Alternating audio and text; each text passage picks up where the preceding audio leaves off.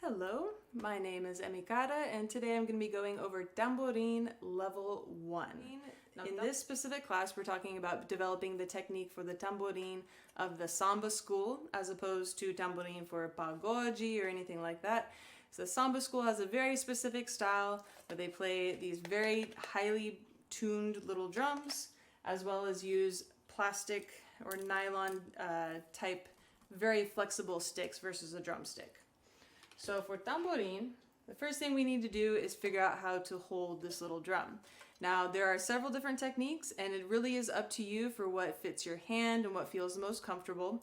My personal preference and what works best for my hand is the hang loose technique, where I'm going to be putting these 3 fingers inside the drum and then securing with my thumb on one lug on this side, and then with my pinky on this side, and then holding it nice and steady there. I've got a nice flat wrist here, not bent in any odd direction, and I hold it directly up in front of my face as if I am looking in the mirror. And that is going to save a lot of strength in your arm. I see a lot of new players especially start playing down here, and you can immediately feel the difference in your bicep muscle of that you're going to tire out a whole lot faster in this position than you are in here. When we start to play, we're going to be doing this pushing and pulling motion, this turning for what is called Carreteiro. And Carreteiro is the basic ride pattern of this drum. And it turns into a very fast little flip. But for right now, we're going to start nice and slow, where we push away from ourselves and then pull back in this kind of waving motion. Push away and pull back. Okay? And if this position doesn't necessarily work for your hand, you can also take away the pinky and just hold it like this. A lot of people play just like this. That works just fine. I still keep my thumb out in the position here. I have also seen this position like that, where there's just one finger securing it. I think this one works more if you have longer fingers, larger hands. But again, whatever works for you, as long as you're not straining any muscles, you don't have any weird wrist bends, whatever works for you. So that's your holding hand. Now for the stick hand, first thing you have to do is decide what kind of stick you want to use. So there are several different kinds. They're all made of a nylon plastic type stick. Some places will use a single wand, which is a little bit thicker than the individual ones of these. And I find this really useful if you want a very clean, crisp sound, or if you have a very large ensemble and you want everyone to sound very unified. The single stick makes that effect happen. It needs to have some bend to it. So if you don't have access to this kind of stick, you can use something like a rattan stick that you would see on a keyboard mallet on like a vibraphone or marimba. And as long as it has a nice bend to it, you're going to be in good shape.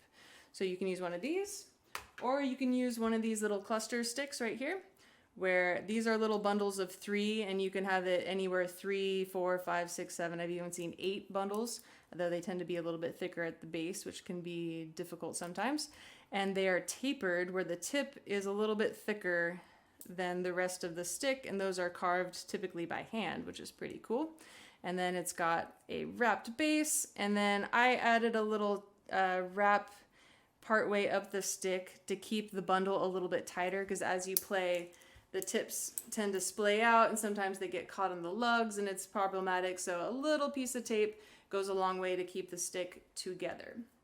So these are essentially the same stick. One's a bit longer, one's a bit shorter. It really is up to you what works for you. This is my personal favorite stick, so I'm sticking with this one today. So when you approach holding the stick, you want to think of it like you're handing someone a letter, something like that, where this is the hand position that you're working with, and you literally just put the stick in that place. You want to make sure that your thumb and your knuckle, neither of them are sticking out too far. You don't want to put your finger on top of the stick. You don't want your thumb way out. Just in a nice, relaxed, even place where you have a little pinch right here, though not with a lot of tension, and all of your fingers on the stick, just like that. Now the playing position is a little bit different than we normally take with drumsticks, where normally we're playing in this kind of a position here.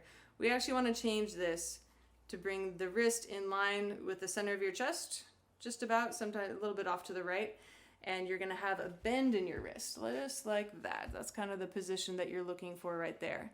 and you're going to come back and hit yourself in the shoulder, and then you're going to go all the way forward so that your thumb is up. And this is the basic stroke idea here. Now there are a lot of different techniques. This is a style of music and drumming that is certainly not codified as far as this is the one way to play all the things. There's a lot of learning based on passing down techniques, so you'll see a lot of different ways of playing, but generally I prefer this one. This is coming out of the Thalita Santos school, and I strongly recommend her school. She's amazing. So this is our playing position, where we go forward and back.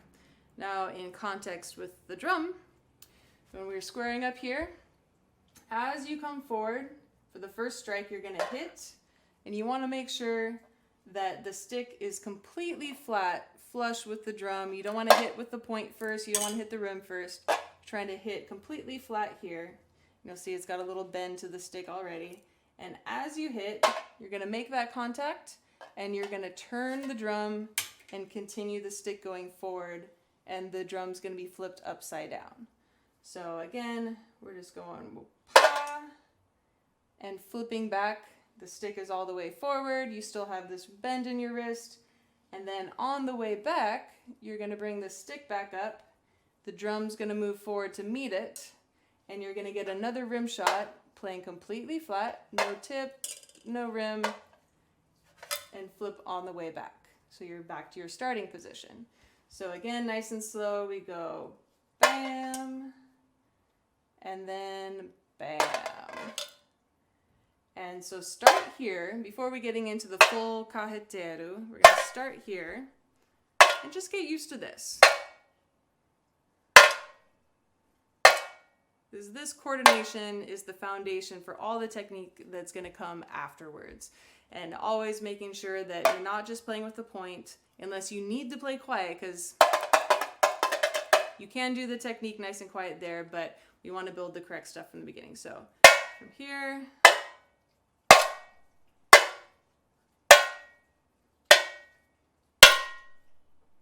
just like that. So that's what I'm calling up and down technique. It's just going down and back and down and back. When we actually play the full pattern known as Carreteiro, we're going to be doing a series of 4 strokes. So the pattern goes down, flip, flip, down, down. And then repeating that pattern creates the full Carreteiro effect. So one more time we go down, flip, flip, down, down. And that encompasses one full measure, one full beat. That's just 1 E and a 2. 1 E and a 2. And try it out. And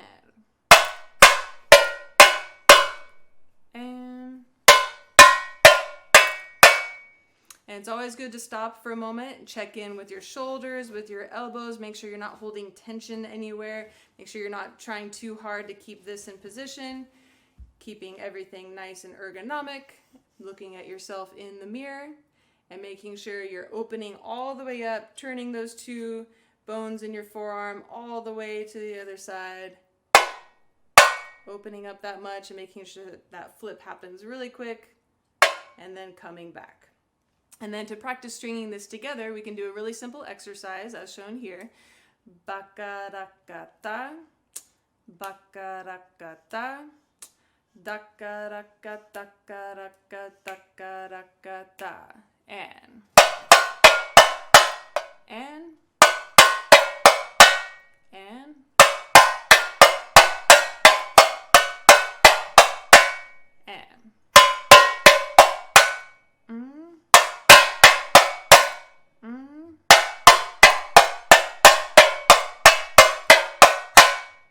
And then working on that basic pattern, slowly increasing the tempo as you get more comfortable, it's going to be a really good way to develop your carreteiro, because eventually we're going to be going takaraka, takaraka, takaraka, very fast for long periods of time, but you got to start here with the basics and get comfortable with that first.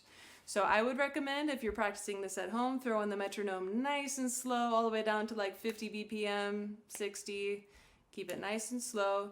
Do the same pattern, doing just up and down. And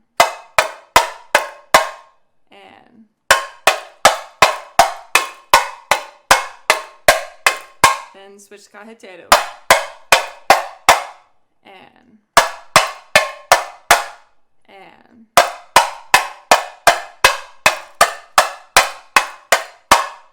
just like that. And I'm using one little finger here just to mute the sound a little bit. When you're playing full out, you will not put a finger here, but just to save my microphone a little bit, I'm putting a little bit of a mute there. So start there, go nice and slow, and then increase the BPM by 5-10 BPM until eventually you get to something like Carnival tempos at 140. But start there, make sure you're really setting this foundation of the technique nice and strong so that we can move on to more advanced stuff in level 2 and level 3. And I'll see you in those classes.